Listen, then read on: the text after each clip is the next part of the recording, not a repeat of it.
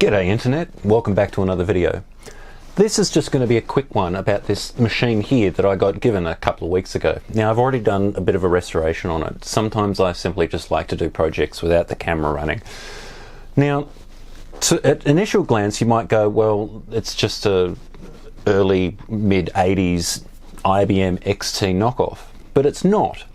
This is actually an Apple II clone. Now the name on the badge here is Victorio 64Z, and if you punch that into Google, very little comes up. The most I found was a couple of ads for it in the Melbourne Age from 1983 and 1984. There's very little documentation online, so I thought it might be worth showing off. It's obviously been designed this way to look more like an office computer. And it comes from the age where either legally or maybe not quite as legally, companies were making Apple II clones to kind of cash in, I guess.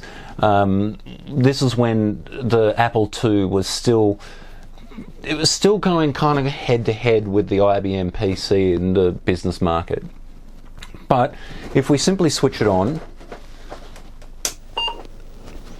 we get our very standard Apple II, and if we go Control Reset, we drop to basic.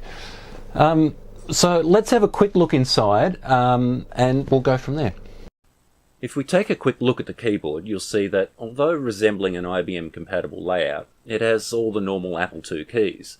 You may notice though that there is a lot of other functions available, but we'll get to that in a minute. Looking around inside, there really isn't that much going on. We have our two drives, a power supply, a cooling fan, and a couple of expansion cards.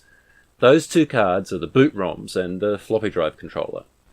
One little odd thing is that you'll see that the keyboard cable routes all the way inside of the case and plugs directly into the motherboard, which is, well, kind of odd.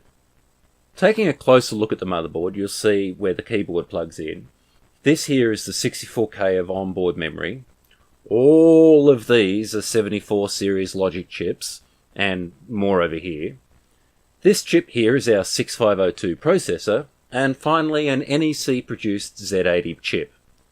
Yep, the Z80, snuggled in next to its arch-rival, the 6502. And yes, this machine can run CP/M. Before we go on, I just wanted to show you a couple of shots of the resto work that I put into this machine. This is how the computer looked the day it came home, and this is a before and after of the keyboard. Yuck. And that's a very quick look at this Apple II clone. Now, it's not the most exciting machine in the world, and it's not even built that particularly well. I'm constantly having to reseat cards, and as much as this keyboard is a bit of a tank, it's actually kind of rubbish. The typing feel is terrible. But as you saw before, it booted straight into basic, so it operates just like an Apple II. And if we power it up,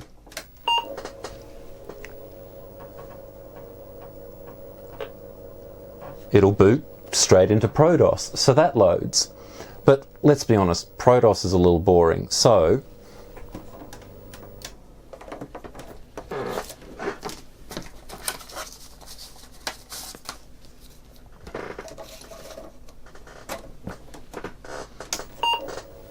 the most important function of an Apple II, let's be honest, boots into Oregon Trail. So I think I'm going to go play some of that.